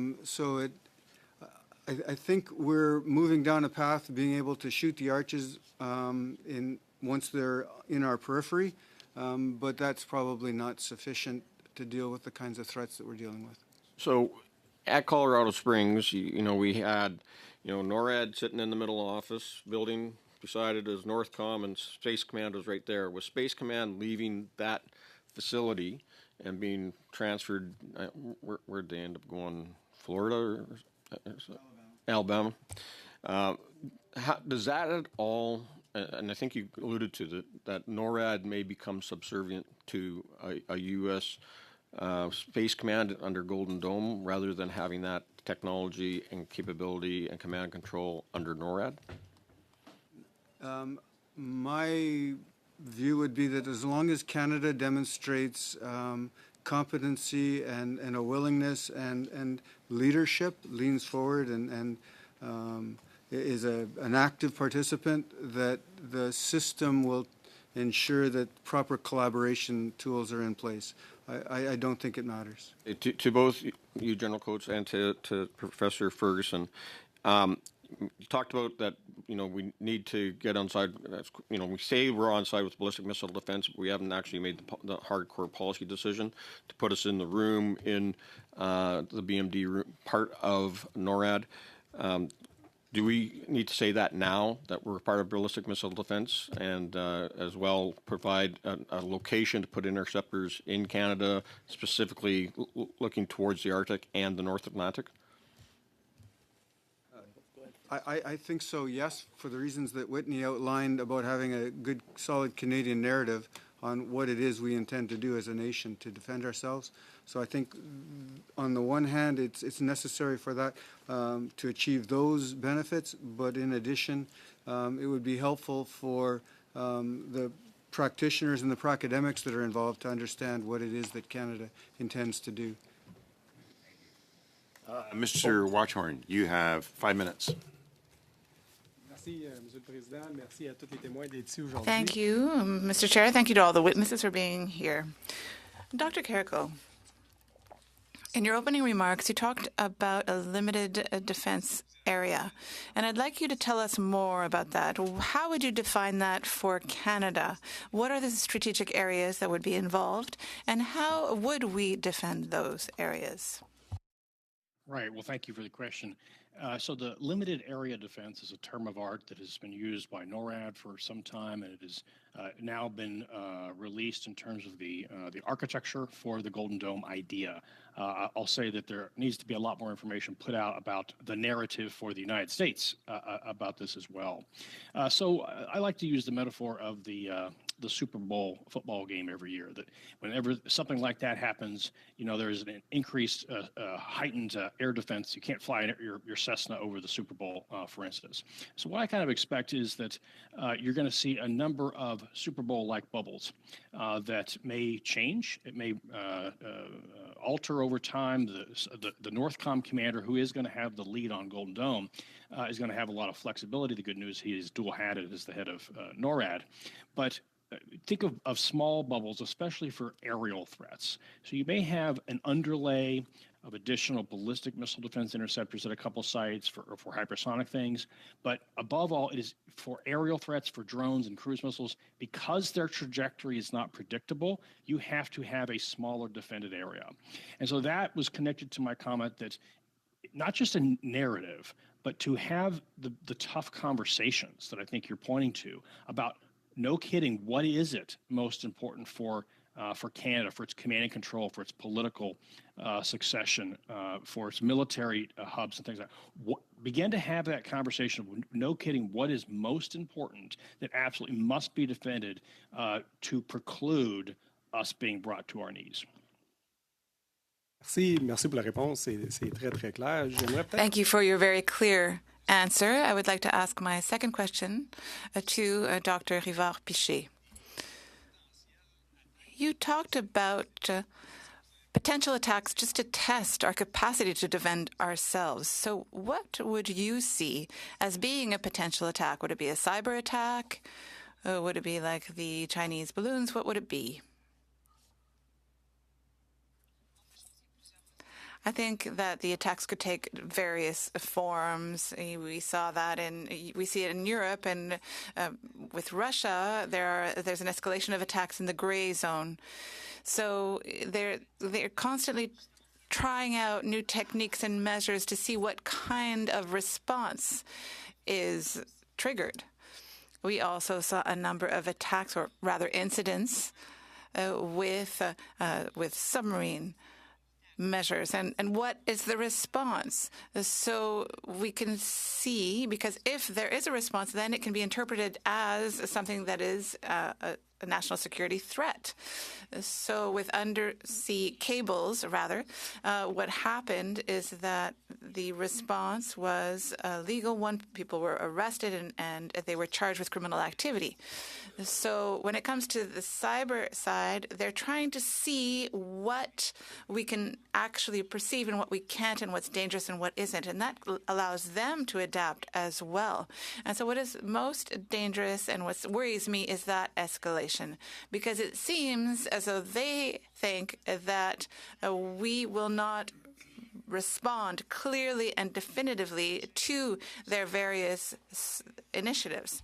With regard to China, the rhetoric has changed in recent years for domestic reasons, but also because there was a very clear response to their role in the Arctic. I think they pushed too far. They had a very aggressive approach, and so they took a look at the diplomatic approach they had, and they said, well, it actually was getting them excluded from certain fora.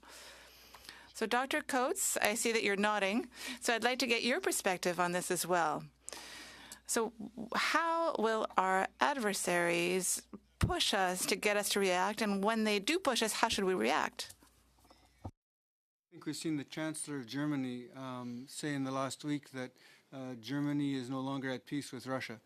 Mm-hmm. Our adversaries, China and Russia, don't abide by our arbitrary definition between what's peace and what's war.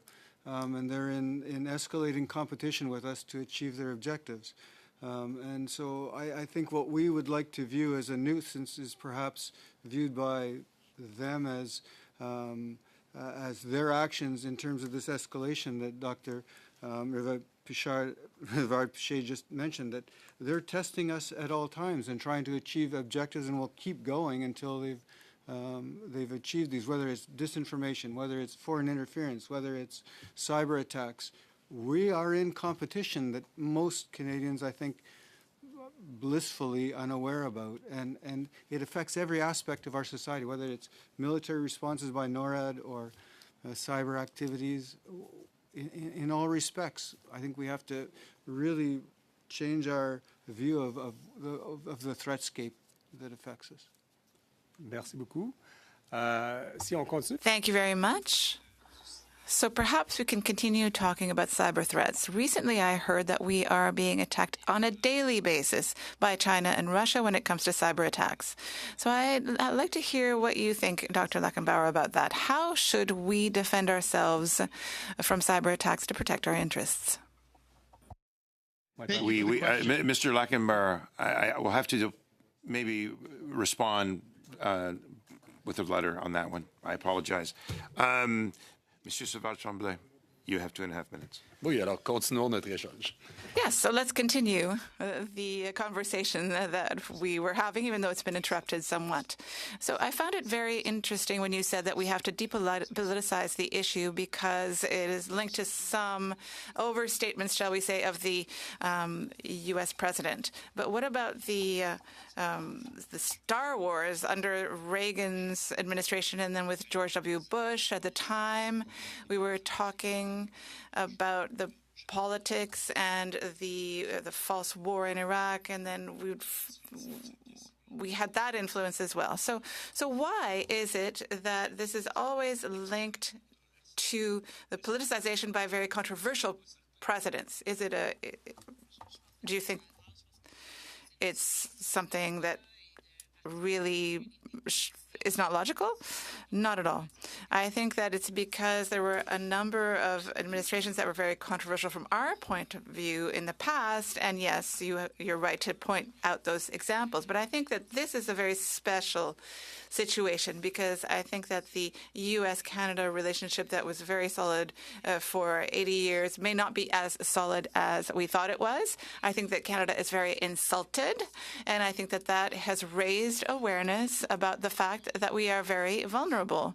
And I think that we took for granted for a very long time, sort of complacently, that the U.S. was going to protect us as it protected and protect ourselves as us as well. But I think it's time to really see that we are in charge of defending our own interests, and that it's better to do that in some cases through our alliance and cooperation with the United States, but we also have to look at other partners or at our own capacity.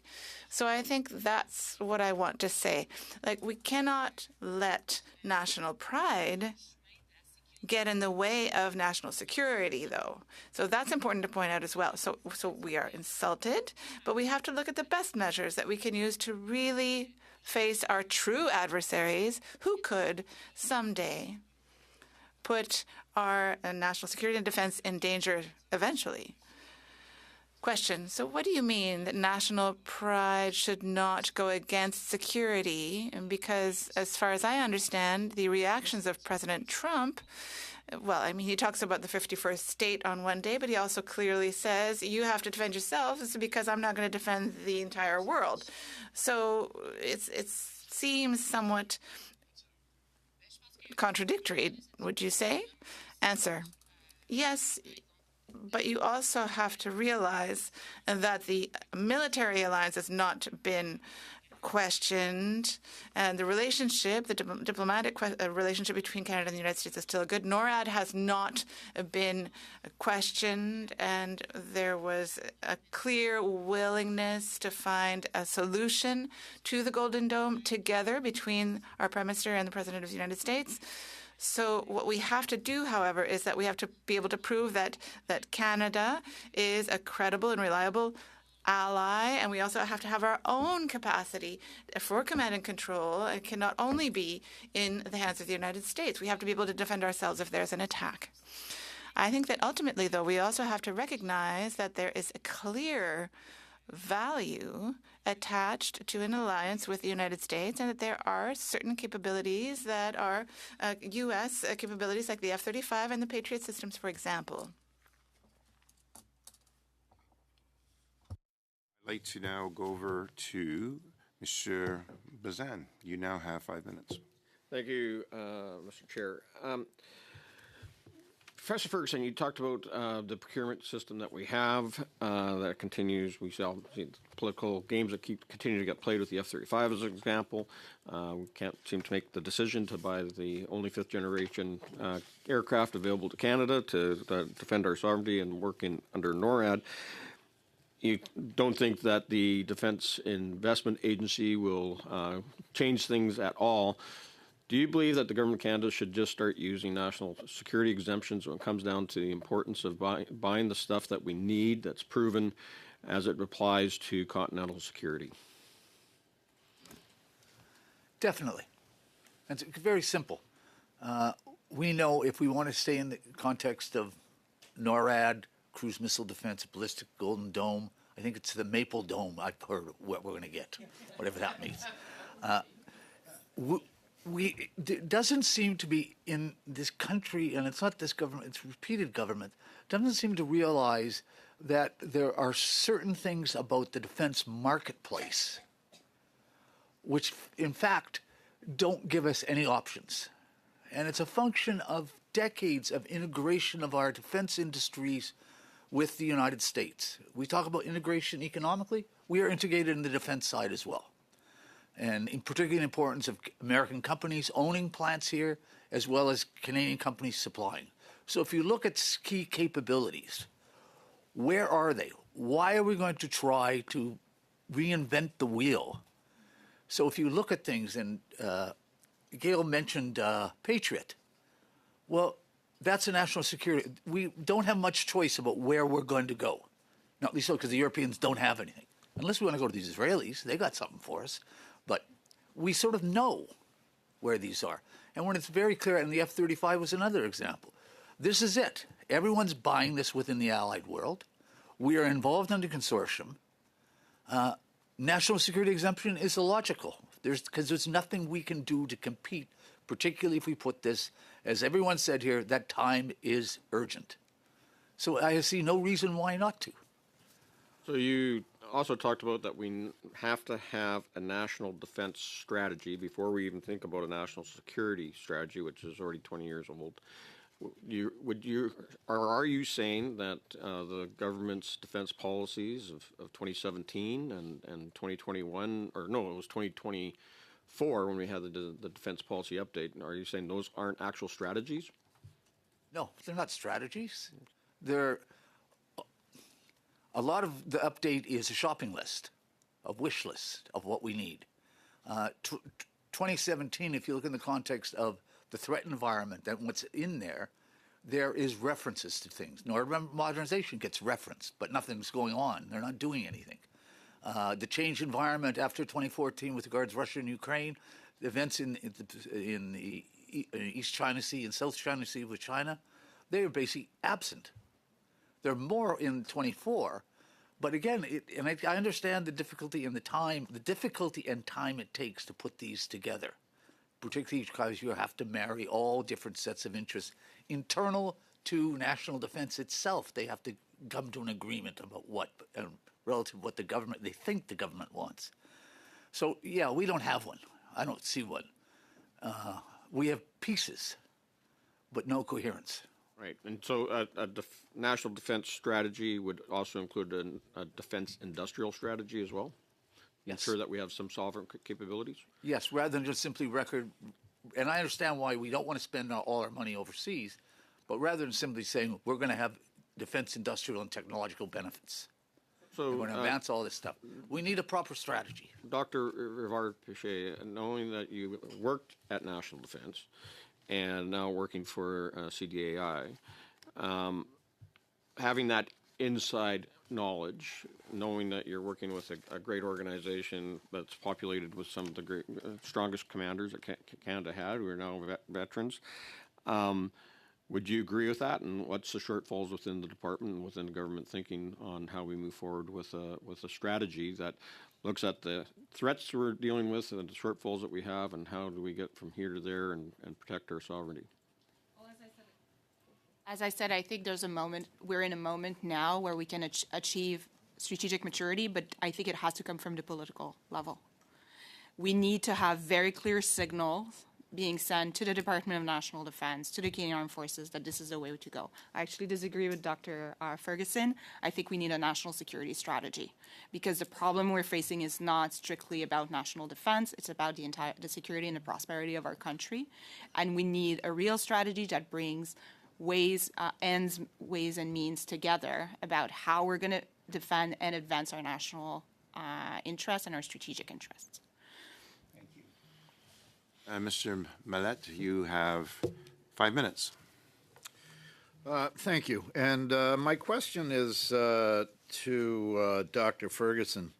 You alluded earlier to an enhanced satellite array and as a key component of our defense capabilities. Can you elaborate on our existing infrastructure on that front, both physical and intellectual, if you could, please? I can't comment a great deal with the intellectual side, but there is a lot of intellectual power sitting in universities, in engineering departments, who are working on space. University of Manitoba is one of them, is working on this and has contracts. In terms of our capabilities, right now, we have, and I'll put RadarSat aside for now, we have one satellite. Sapphire. That's it. One. And I know it's on the books. We're going to expand, but I see nothing clear about exactly what are we going to do with this.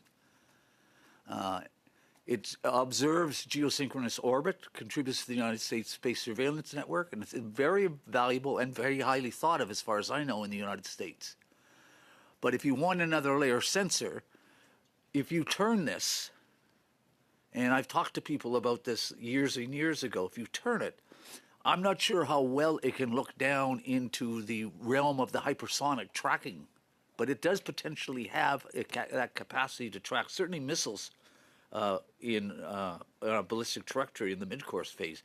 It can do that because it has to have the technology, because it's moving at a different speed from geosynchronous orbits moving at a different speed. It has to be able to adjust speeds. So I think this is an ideal potential capability, which we already have the technology for. And I'm not sure why this is not a priority, if our priority is to enhance our sensor network for the defense of North America. Okay, thank you. For Dr. Lackenbauer, given that the North Warning System is reaching the end of its operational life and needs to be replaced, when Canada and the United States are expected to replace, when are they expected to replace the system, to your knowledge? And this, I guess, would go to Dr. Caraco as well.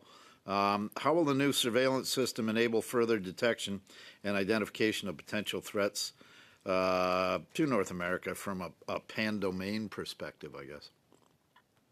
Great. Thank you for the question. So I was fortunate to be up at the Bar 2 site on the north slope of the Yukon back in February on an operation, and was learned there that there were enhancements going on and some modernization of some of the systems. Again, it's within those wonderful geodesic domes that are sort of the signature of the NWS sites. So I'm going to assume from what I picked up there that there are ongoing enhancements. And as the balloon incident demonstrated, those terrestrial-based radar systems still do have a use. They turned up the fidelity on them and were able to detect every bird that was flying in North American airspace. So I think it's seeing the North Warning System as one in this system of systems, in this nested series of sensors. Before, a question was talking about over-the-horizon radar and whether that was able to achieve certain types of detection or tracking. I think we also need to look at other announcements that have been made, which still remain in the classified realm, like Crossbow, for which no information has been released, which is, I understand, something we're doing in partnership with the United States, that in my mind may actually be part of that suite of different sensors that are complementing. So, Mr. Millett, to answer your question directly, I hope that the NWS, although somewhat obsolescent, is still being seen as part of this whole suite of strategically redundant sets of sensors, all of which play a role, some more modest than others, but having that existing footprint with throughout the North provides us something that I think we'll continue to maintain as part of this overall package. Yeah, and I'll just jump in briefly, which is to say, look, the radars in the North Warning System, they're very old. And radar technology has just improved dramatically over the past several decades. So the opportunity to replace them and also, by the way, fill in some gaps. I completely agree with the comment that was made earlier that we're blind today because an adversary, sophisticated adversary, would know how to fly, where to fly to go in between the gaps. And so it's worse than it sounds, I think. Unlike Professor Lackenbauer, I have not visited one of those radars in the North. I would love to come do so if the Department of National Defense would host an event, for instance. And I'll say as well, in addition to those radars, we want lots.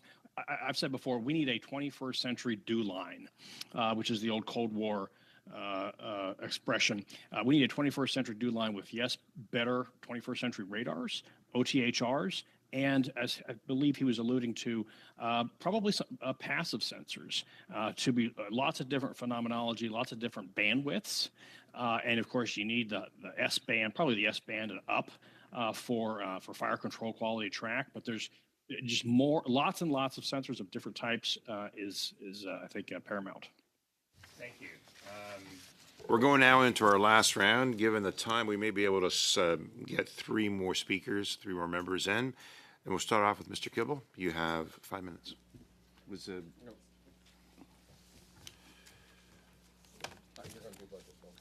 Yeah, I'm going to save my time for a little budget at the end. Okay. Excellent.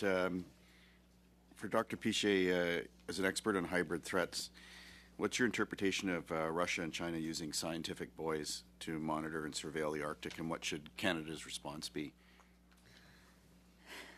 I think we're already responding to them, but we see the sheer size of the challenge. The Arctic Ocean, the Beaufort Sea, our own Arctic waters are extremely difficult to monitor, and to navigate, and this is really a tremendous challenge, I would say. Now, what are those buoys for, and what are they used for? I think maybe they've been a bit overblown. But overall, I think this just shows the sheer challenge of maintaining domain awareness in our own Arctic. Now, there's different ways it can be done, and I think this is where maritime sensors are going to come in, and it's very important. But we can't. I think the idea that we'll have all domain awareness at all times in our high north is not realistic, and it's really about what we want to focus on and where we want to focus on. Thank you. I'll throw this out for anyone.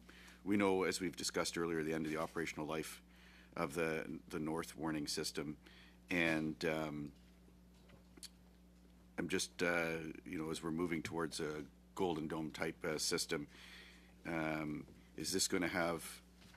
Is it anticipated that it's going to deal with advanced BMD capability, the different, as you Dr. Ferguson alluded to, the different types of drone threats, the whole mass range of those types of threats, from small to large, slow to fast, et cetera, smuggled in terms of the spider. So all these different types of threats, is this realistic to assume that Golden Dome type technology is going to be able to integrate and deal with all of these types of threats?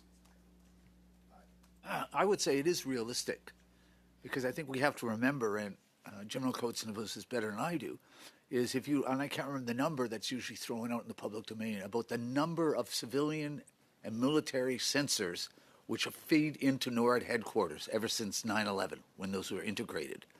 And it's making sure that the civilian sensors we need which of course comes under, I believe, Transport Canada's responsibility, that this, or NavCan in particular, that they are there. So you're now talking about a new piece. Tom mentioned the Aegis Spy 7 capability. Brought my mind right away. In the Czech Republic is that capability on the ground for Aegis Ashore, which is part of the NATO missile defense. So this is already being done in NATO and in Europe.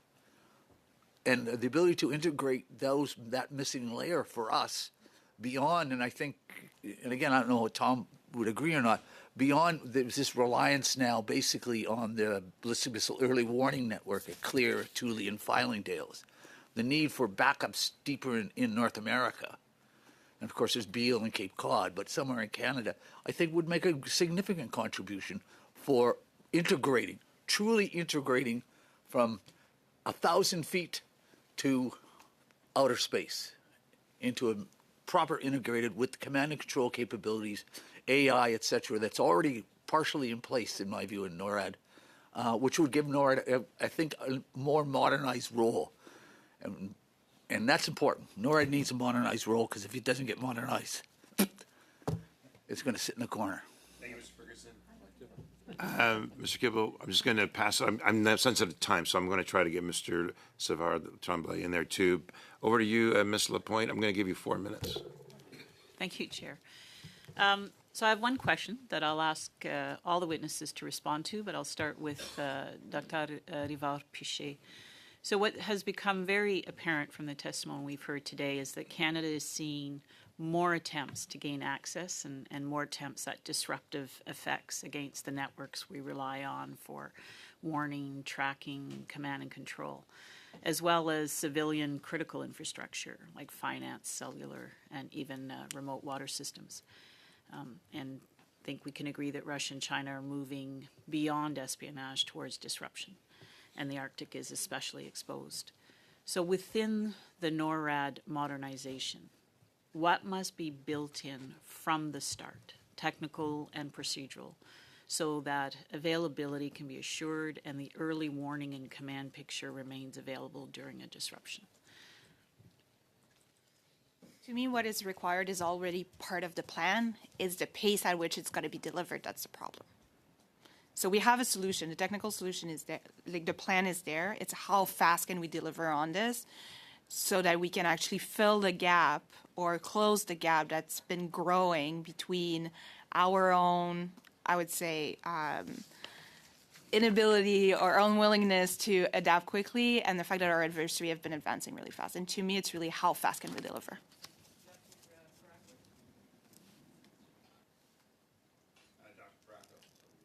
Question to you on what must be built in from the start on our NORAD modernization. Tom, are you hearing us? Tom Caraco? Yes, sorry, the sound went out. I would agree with everything that was just said there, and I would foot stomp that the urgency is, no kidding, what stands in the way. And I feel a little bit bad about saying this to folks in the high north, but winter is coming.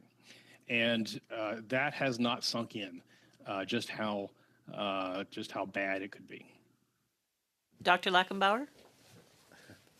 Thanks. I think, reflecting on this, what needs to be built in?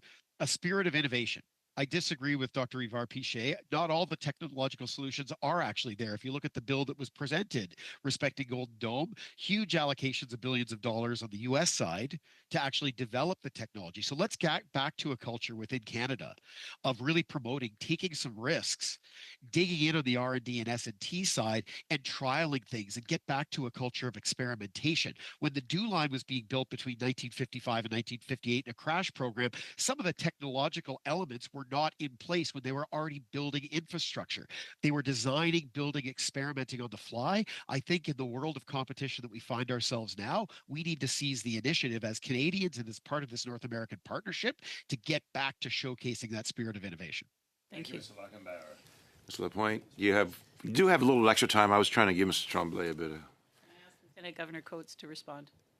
I don't think it's a particular single thing, but building on what Dr. Caraco said, we have to understand what it is we're trying to defend and where and how. and then in each of those instances, create the right capabilities and the right integration to do that. So in some places, you're going to want to defend against small drones. In others, you want to defend against everything. In some others, maybe ballistic missiles are what you need to be worried about. So it's to have a more deliberate approach, and not just look for where's the one solution that we need. If I understand your question correctly, don't try to defend everything at all. And particularly in the context of the conversations we've had about cyber, the importance for NORAD and the U.S. military and the Canadian military is to ensure their cyber capabilities are defended and protected. They have no responsibility and should not have any responsibility for the civilian side of the equation. That's up to companies. That's up to public safety or homeland security. Don't add more to this hopper that doesn't belong there. And this has always been the danger of this expansive idea of national security, of trying to absorb everything.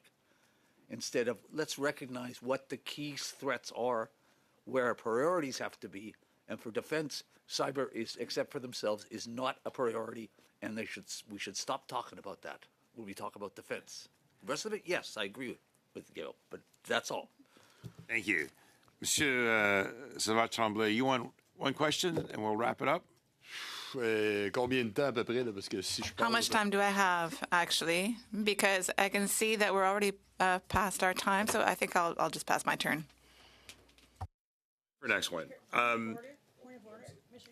Yes.